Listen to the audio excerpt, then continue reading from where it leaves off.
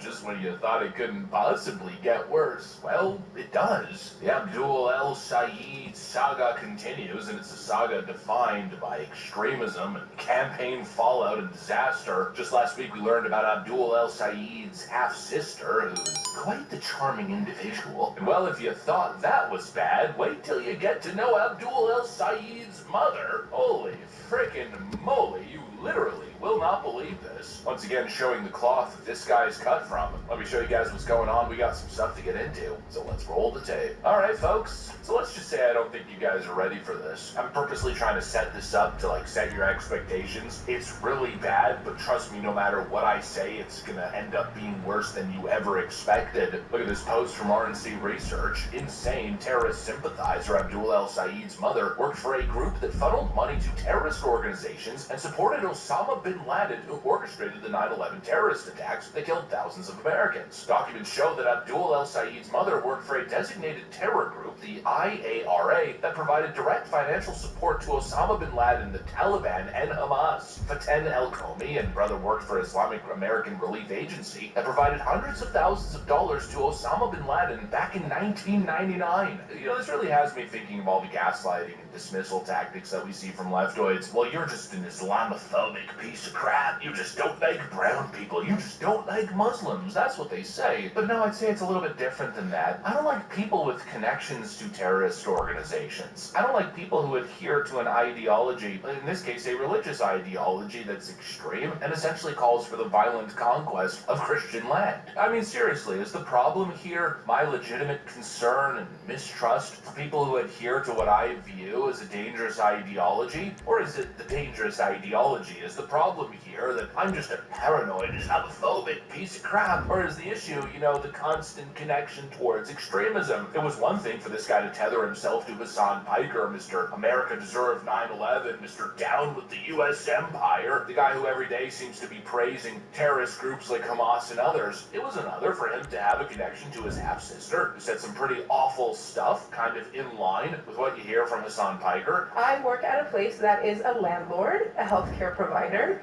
a police force that we can live in a society of abundance without the institutions that currently rule our lives, basically without the market and without capital, without profit. But now I'd say this now takes the cake. Literal mother being connected to a group that funded Osama bin Laden, Hamas, and the Taliban? Yeah, I don't think I'm the problem. I think that's the problem. The problem is Islamic extremism, which the left continues to turn a blind eye to. And look, some people might say, well, just because this person was connected to whatever this group was, the IARA, doesn't necessarily mean that they were involved. And again, for me, that's signaling another issue. You simply throw a stone, and if it lands on an Islamic organization, well, it feels like almost every single time there's some sort of connection to extremism. I'd say that's a pretty big problem. The problem's kind of baked in here. You have Muslims who claim that it's unfair. Oh, it's unfair. We're facing discrimination. People judge us on the surface. It's Islamophobia. But again, is it, or is it simply the most logical and obvious correlation? It's an issue, and for me, it's a disqualifying issue. To be connected to funding for terrorist organizations, that's a problem. And even frankly, at the most simple level, association with the religious texts themselves that essentially call for me to be treated as a second-class citizen, for my people and my people's land to be conquered through violence, I might add, for the glory of Allah. For me, that's disqualifying. And if you can't condemn it, if you don't disassociate yourself from it, absolutely, well then again, I think it's disqualifying. And that's not discriminatory, that's not bigotry or racism, that's common friggin' sense. And when you have a candidate with all of these extremist guys, who seems to be doing his darnest to dismiss all of it, who refuses to condemn people like Hassan Piker and others, or even dissociate himself from the extremism baked into the religious text itself, but certainly doesn't have an issue condemning football, condemning everything American, with even one of his campaign strategists just this morning condemning Mike Rogers as essentially using KKK imagery for simply flying an American flag while driving a truck. I want to talk about the Senate race in Michigan. A staffer for Abdul El Sayed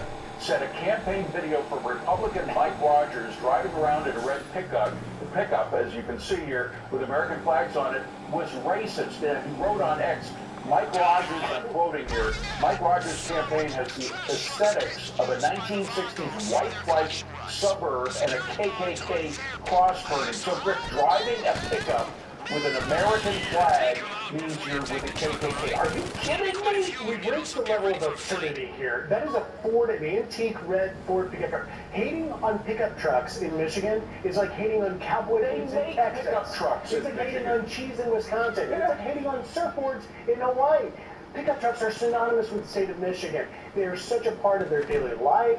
Ford, obviously, is a driver of jobs in that state. This is reaching really a level, I think, of ridiculousness. Very quick to condemn the American flag, to condemn anything American, yet absolutely nothing on the issue of Islamic extremism and third world extremism. Yeah, for me, I'd say that's concerning. In fact, I'd say that's highly concerning and should be to every American. And let's not pretend like it's some sort of conspiracy theory or some blind hatred. I mean, it's quite literal. It's kind of just staring us right in the face. You had this Abdul El-Sayed character. Quite literally, it felt like indirectly advocating for Sharia law in America at a CARE event of all places. CARE, you know, another organization tied to Islamic extremism. There has been a big fight here in Texas between Governor Greg Abbott and the Muslim community after he designated the largest Muslim advocacy group as a foreign terrorist organization. So in North Texas, a Muslim community leader, Marwan Maroof here, is soon going to be deported. He's been in ICE custody since September, and then just last week, an immigration judge issued him a final order of removal. Now, according to DHS, Maroof is from Jordan and overstayed his visa.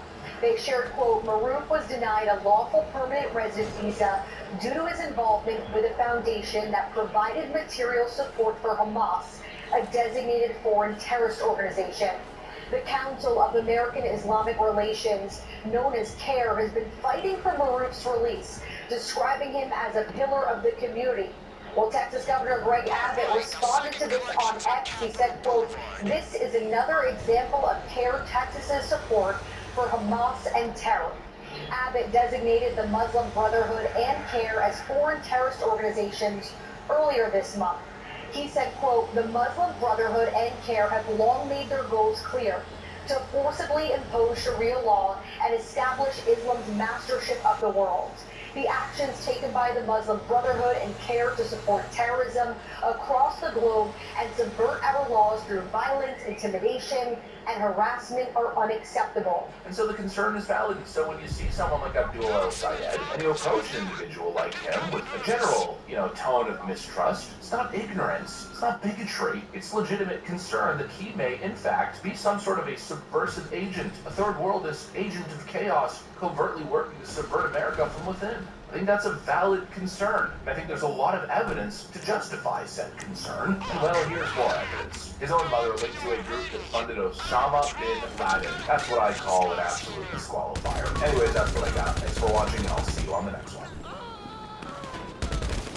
Now it's time for the losing it, and before we dive into the cowardice of Anthony Fauci, let's hear from an actress who's just awful these days. Much is said about her appearance. I've got to say, we don't care on this program about how much Ozempic she has, doesn't have, what she looks like. What we care about is what's on the inside. And Olivia Wilde has gone from being regular Hollywood kooky to being a heartless harridan. Let's take a look at the good old days.